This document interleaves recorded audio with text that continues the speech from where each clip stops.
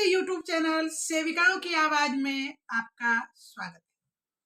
बहनों, आज हम आपको एक नया महत्वपूर्ण क्वेश्चन आपको दे रही हूँ ECCE कोर्स का, जिसमें कि आपको बिना किताब पढ़े तैयारी करने का मैंने जो वादा किया है वो वादा निभा रही हूँ और ये वीडियो आप तक भेज रही हूँ।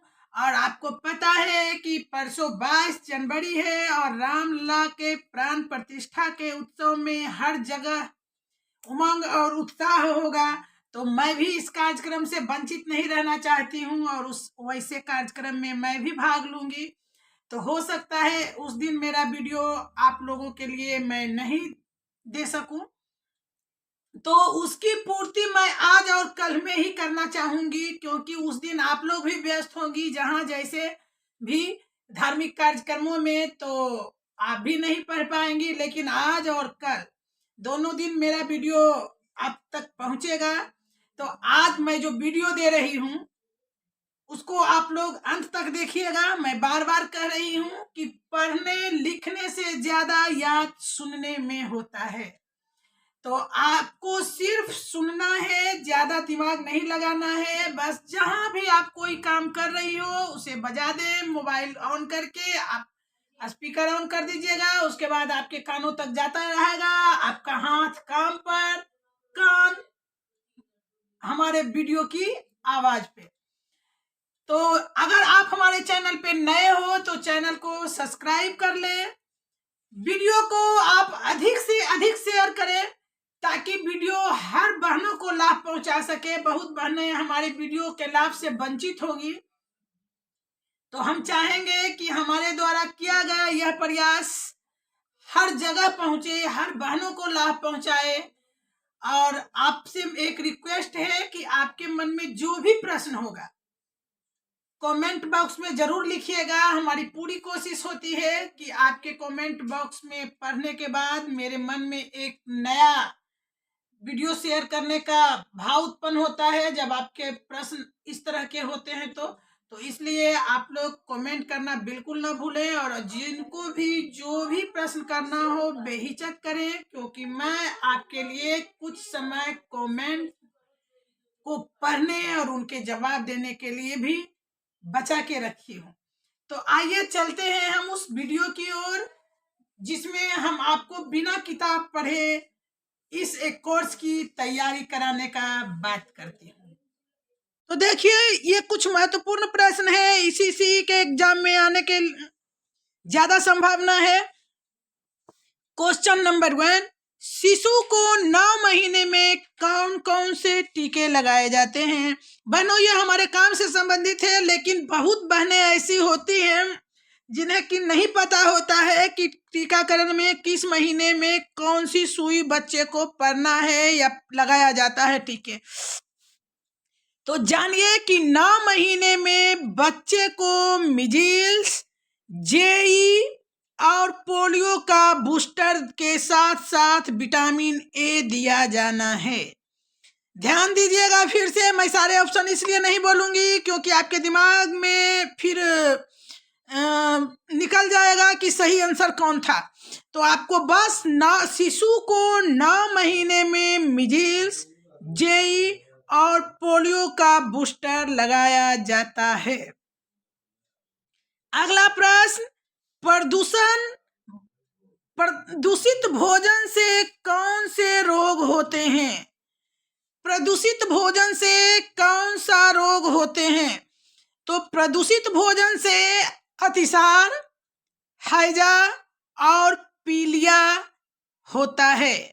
याद रखिएगा, प्रदूषित भोजन से अतिसार, हैजा और पीलिया होता है। और भी ऑप्शन है, मैं इसे समझा देती हूँ, फिर से एक बार सुन लीजिए। प्रदूषित भोजन से कौन से रोग होते हैं। तो अतिसार, हैजा और पीलिया। लेकिन यहाँ कुछ और भी दिया हुआ है, जैसे दिया हुआ है टेटनस। तो याद रखिएगा, टेटनस जो है वो प्रदूषित मिट्टी से होता है, मिट्टी प्रदूषण से होता है टेटनस। मलेरिया और फलेरिया यह विषाणु तथा जीवाणु और कीटाणु के प्रभाव से होता है।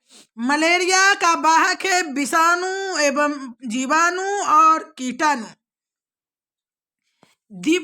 डिप्थीरिया खुजली और दाद यह जो है एक दूसरे के संपर्क में आने से होता है, यानी छुआछूत का रोग है। एक दूसरे के संपर्क में आने से यह बीमारी होती है। तो याद रखिएगा, देखिए मैंने चारों का बता दिया, लेकिन यहाँ जो क्वेश्चन है उसका आंसर होगा कि प्रदूषित भोजन से अतिसार, हैजा और पीलिया रोग होते हैं। अगले प्रश्न की ओर चलते हैं। आयोडीन की कमी से कौन सी बीमारी होती है? याद रखिएगा, आयोडीन की कमी से घेघा रोग होते हैं। राष्ट्रीय स्वास्थ्य मिशन के अंतर्गत एम्बुलेंस सेवा का टोल फ्री नंबर क्या है? अब आप देखिए कि इसमें टोल फ्री नंबर क्या है। तो 102 102 नंबर जो है वह एम्बुलेंस का टोल फ्री नंबर है।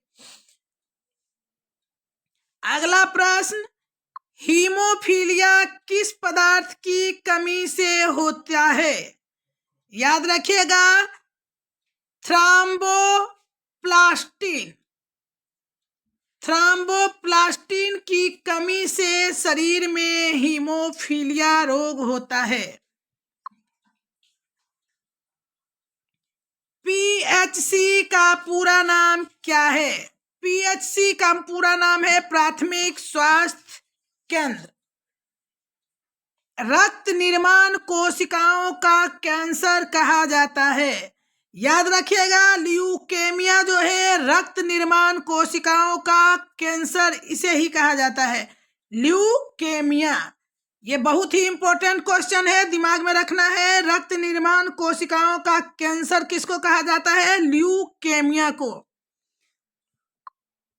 अगला क्वेश्चन है, नई शिक्षा नीति में किस प्रारूप वाली शैक्षिक संरचना है?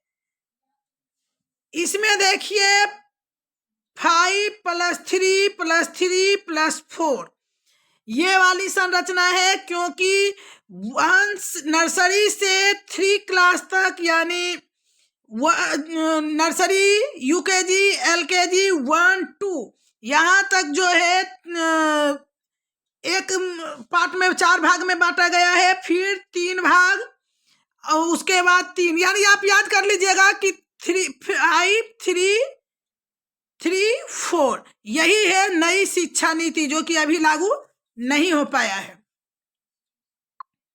मानव संसाधन विकास मंत्रालय का नाम परिवर्तित कर दिया गया है।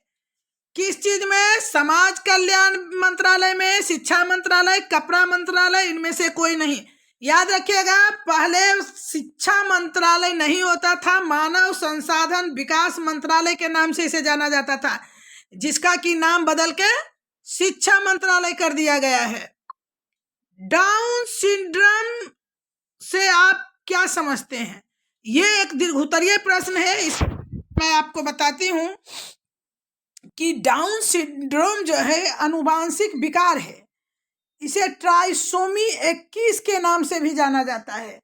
यह रोग अतिरिक्त गुणसूत्र 21 की उपस्थिति के कारण होता है। आपको पता है कि ये जो है एक आनुवांशिक विकार है, जो कि एक अतिरिक्त गुणसूत्र 21 की उपस्थिति के कारण होता है। इसके कारण कौन कौन से विकार होते हैं, इसको याद में रखना है कि बौद्धिक और शारीरिक विकलांगता के स्तर में अंतर होता है। डाउन सिंड्रोम के लक्षण आमतौर पर हल्के से मध्य होती है। इनमें जो है अचानक से ये रोग बहुत तेजी से प्रकट नहीं होता, यह जो है हल्के और मध्य रूप में आता है, जिससे कि शारीरिक मानसिक विकास धीमी गति से होता है। जिसको यह रोग आ गया, सिंड्रोम का लक्षण है कि शारीरिक और मानसिक विकास जो है बहुत धीमे गति से होता है। जैसे आप देखते होंगे कि कोई कोई बच्चा बहुत धीरे में गति से कोई चीज को सीखता है, या सुस्त टाइप का होता है, बैठा रहता है, और बहुत कोई होता है बहुत चंचल होता है। तो ये जो है सिंड्रोम के लक्षण होते हैं। चेहरे पर विशिष्ट स्वरूप तथा जन्म के समय कमजोर मांसपेशियां होती है। जब जन्म लेता है तो उसकी मांसपेशियां बिल्कुल टाइट, जिस तरह से आम बच्चे का रहता है स्किन नहीं होता है, उसका कुछ सिकुड़ा सिकुड़ा हुआ सा रहता है। डाउन सिंड्रोम के कारण बच्चे में लगभग आधे से को दिल की बीमारी होती है। दिल की बीमारी का भी प्रमुख कारण डाउन सिंड्रोम है। डाउन सिंड्रोम एक विकार है, याद रखिएगा। बच्चों में रक्त निर्माण कोशिकाओं का कैंसर है। वयस्कों में अल्जाइमर रोग का खतरा बढ़ जाता है, जिसके कारण याददाश्त की क्षमता कम जाती है। गर्भावस्था के दौरान डाउन सिंड्रोम का इलाज नहीं किया जा सकता। तो डाउन सिंड्रोम के बारे में मैंने इतनी सारी बातें बताई, यह भी बहुत ही इम्पोर्टेंट चीज है। इसका नाम भी शायद आप लोगों ने पहली बार सुना होगा। मैं भी बुक्स में जब शुरू बार पढ़ी थी तो मुझे भी डाउन सिंड्रोम के बारे में कोई खास जानकारी नहीं थी। आइए हम दूसरा दीर्घउत्तरीय प्रश्न की बात करते हैं।